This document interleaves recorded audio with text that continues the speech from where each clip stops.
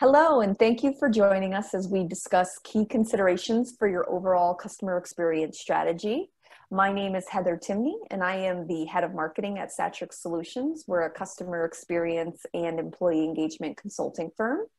With me is Evan Klein. He is the founder and president of Satrix Solutions, and Steve Bernstein, CEO and founder of Waypoint, a software company for voice of customer platforms. Thank you for joining us. Thanks for having me here. I'm looking forward to an engaging discussion with Evan. Great. Yes, thanks, Heather. Thanks, Steve, my very old friend. Really looking forward to the discussion. Indeed. All right, let's jump in.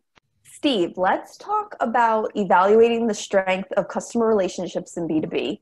On LinkedIn, you asked your network to weigh in on who they should solicit feedback from and whose opinion is most important, users or key stakeholders / decision makers.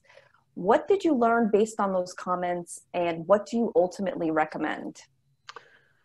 Hey, yeah, the really good question. Thanks, Heather. I mean, the consensus really from, I don't know, close to 100 people across a couple of different forums was that we can't really prioritize one type of, or one persona over another. My question was, who's the customer, right? Is there really such a thing as a customer in B2B?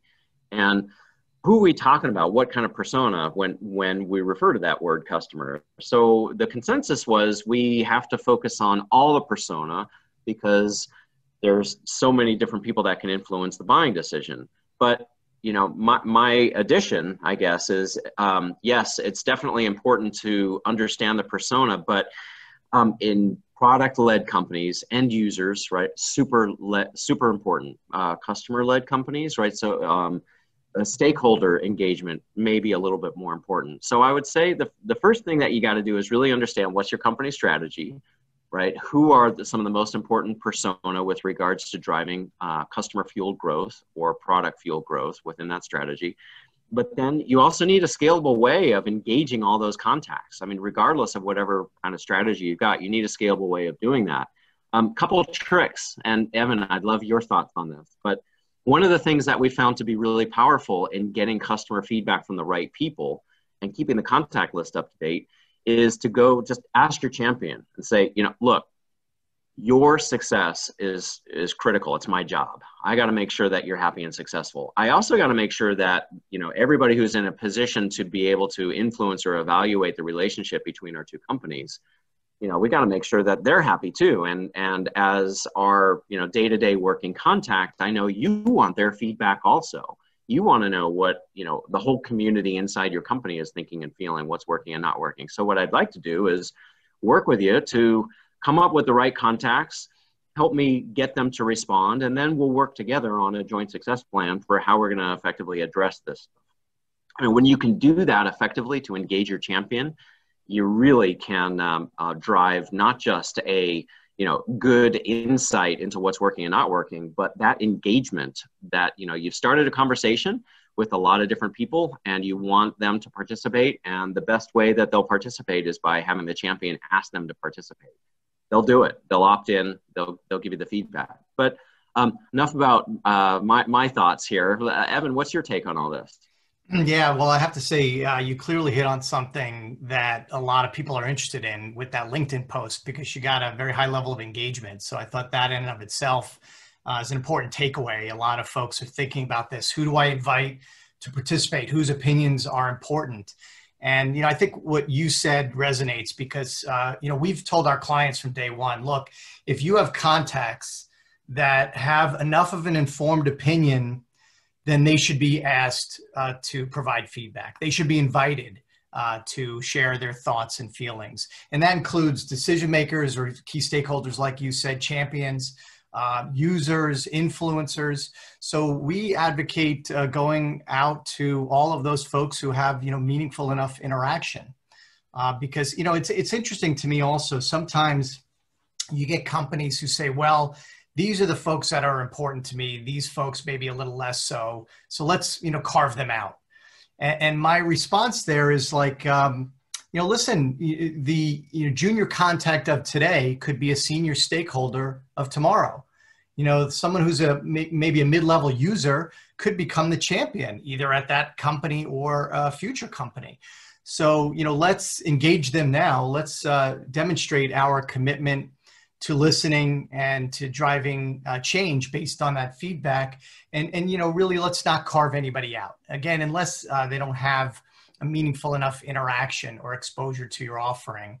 In that case, certainly you probably you want to set them aside.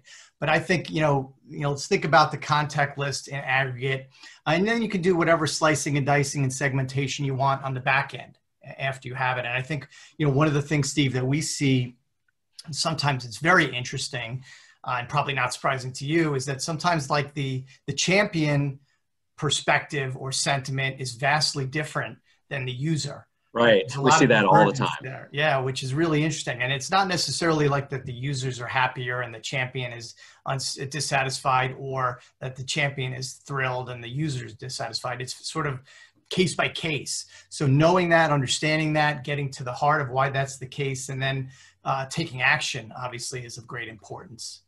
Yeah, to your point, I would say one of the most important aspects, completely agree on the ability to slice and dice by persona. We use this phrase we call an Orple, right? The combined apple plus orange, which doesn't exist in the natural world, and it shouldn't really exist in the software world either, right? So the NPS for your combined decision makers and end users across tier 1 and tier 2, tier 3, right? Doesn't make sense. Anyway, so avoid the Orples. But the other thing you said or referenced was the change, right? The improvement. So make sure that you kind of, set this up as a tracking study, looking at the same contacts and accounts over time. Waypoint's top box obviously does this. You can do this through a variety of mechanisms, including Salesforce, right? To make sure that you're trending those same accounts and contacts, because you really want to understand the change, right? Are we trending in the right direction? So yeah, right.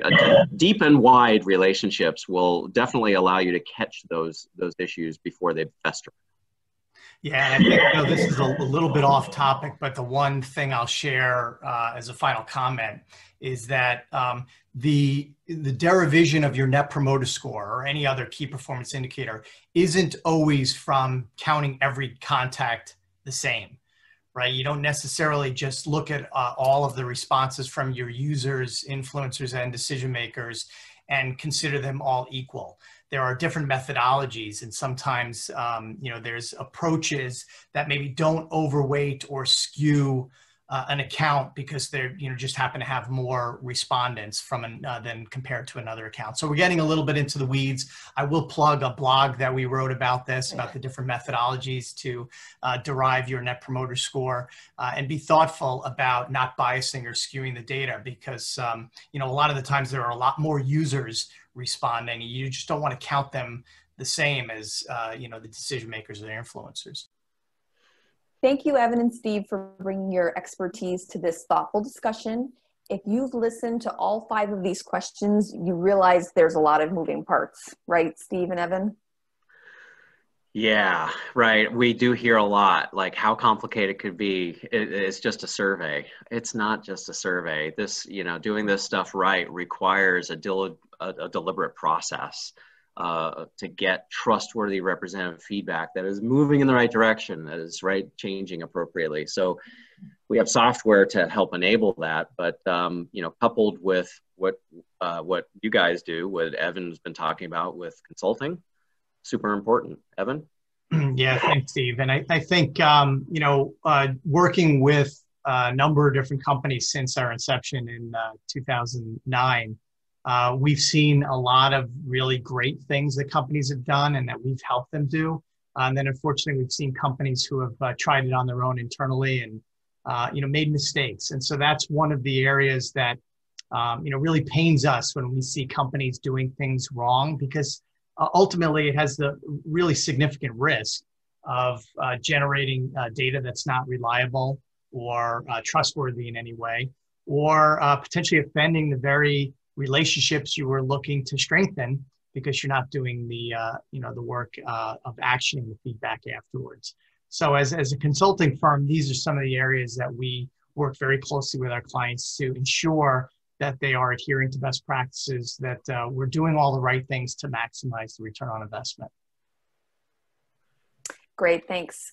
So to dive deeper into this discussion or to chat more about your program, please feel free to connect with Evan or Steve or myself on LinkedIn, and you can also find more information on our websites.